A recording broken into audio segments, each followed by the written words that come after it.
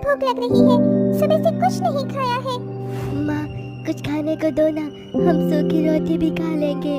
नहीं बच्चों, ऐसे मत बोलो, अभी तुम्हारे पिताजी आते ही होंगे, वो जरूर तुम्हारे लिए कुछ न कुछ खाने के लिए लेकर आएंगे। कोयल अपने बच्चों से इतना बोल ही रही होती है कि तभी नशे की हालत में नरेश घर के अंदर घुसता है।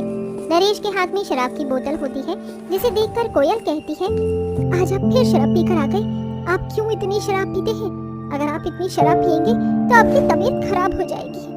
तो तुझे क्या, तू होती कौन है मुझे शराब पीने से रोकने वाली? भूल मत, मैं तेरा पति हूँ और तू मेरी पत्नी, और पत्नी पति के पैर की जूती होती है। ये आप क्या बच्चों के सामने अनाप शनाप बोले जा रहे हैं? कम से कम बच्चों के सामने तो ये सब मत बोलिए, उन पर इस चीज का क्या असर पड़ेगा? जो असर पड़े वो पड़ने दो, मुझे इसमें कोई फर्क नहीं पड़ता। जा मेरे लिए रोटी लेकर आ। घर में राशन का एक दाना भी नहीं है और आप रोटी लाने की बात कर रहे हैं। सारे कमाए हुए पैसों को तो आप अपनी इस शराब में उड़ा देते हैं, घर में राशन कहाँ से आएगा?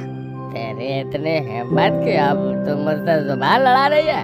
इतना कहकर नरेश गुस्से में अपनी शराब की बोतल को नीचे फेंक देता है, जिससे वो बोतल टूट जाती है और उसके कांच के टुकड़े कोयल के पैरों में लग जाते हैं, जिस वजह से कोयल दर्द से कर्रा रही होती है।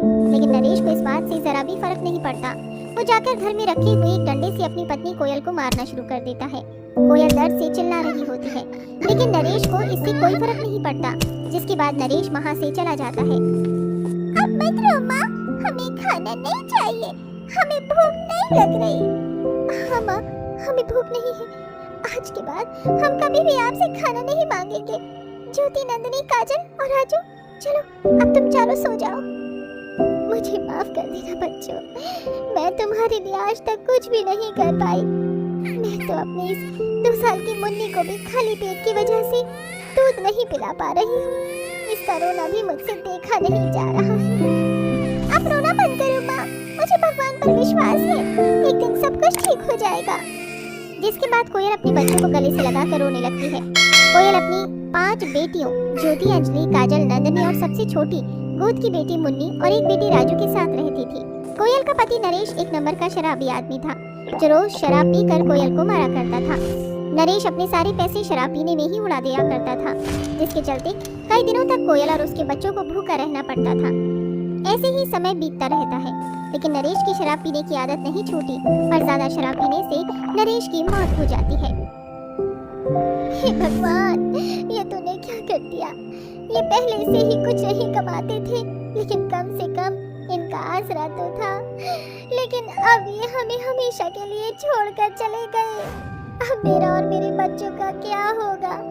मैं कहती थी ना आपसे, आप शराब पीना छोड़ दीजिए। इस शराब ने मेरी सारी खुशियाँ उजाड़ दी।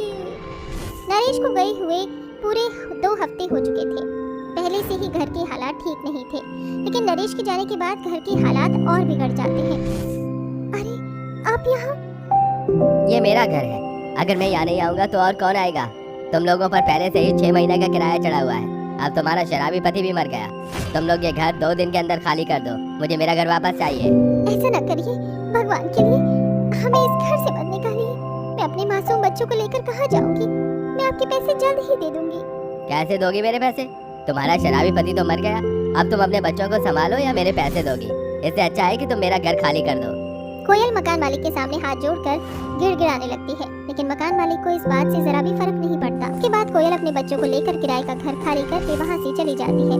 कोयल को कुछ समझ नहीं आ रहा था कि वो कहाँ जाए, इसीलिए कोयल अपने गाँव के पास वाले जंगल में जाकर अपने बच्चों को लेकर बैठ जाती है।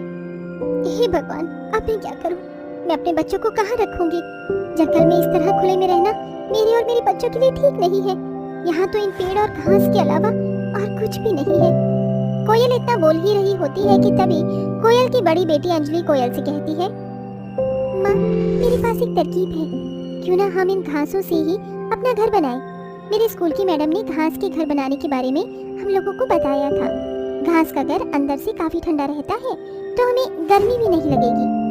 लेकिन अंजलि बेटा, हमें नहीं पता कि घास का घर कैसे बनाया जाता है। आप फिक्र मत करो माँ, हमें बस घास इकट्ठा करने की जरूरत है, फिर आप देखना हम लोग कैसे घास का घर बनाकर तैयार करते हैं। नंदिनी, तुम यहाँ बैठ जाओ और मुन्नी को संभालो, और तुम सब मेरे साथ घास इकट्ठा करने में मदद करो। सभी बच्चे बहुत सारी घास को इकट्ठा करने में लग जाते हैं, जिसके बाद कुछ ही देर में बहुत सारी घास इकट्ठा हो जाती है। अब अंजलि और कोयल मिलकर घास के घर बनाने लगते हैं और बाकी के बच्चे उनकी मदद करते हैं। सुबह से शाम हो जाती है और सभी लोगों की मेहनत रंग लाती है। उन सब का घास का घर बनकर तैयार हो जाता है। हमारा नया घर कितना प्यारा है ना? अब हम सब अपने इस नए घर में रहेंगे।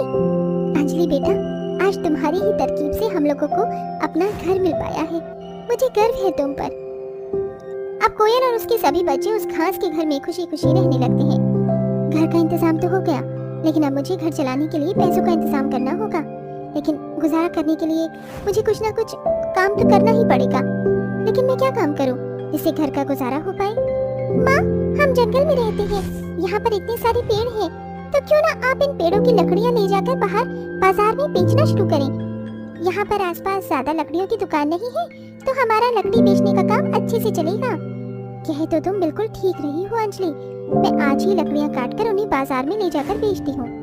जिसके बाद कोयल बहुत सारी लकड़ियाँ इकट्ठा करती है और उन्हें ले जाकर बाजार में बेचती है और एक ही दिन में कोयल की अच्छी खासी कमाई हो जाती है। अब कोयल अक्सर लकड़ियाँ काटकर उन्हें बाजार में बेचा करती थी।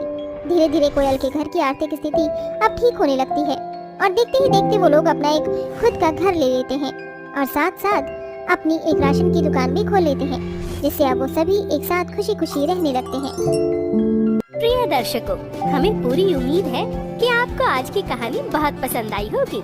ऐसी कहानियाँ देखने के लिए हमारे चैनल को सब्सक्राइब करें और बेल आइकन का बटन जरूर दबाएं। और हाँ, वीडियो को ज्यादा से ज्यादा शेयर करें और लाइक करना ना भूलें। धन्यवाद।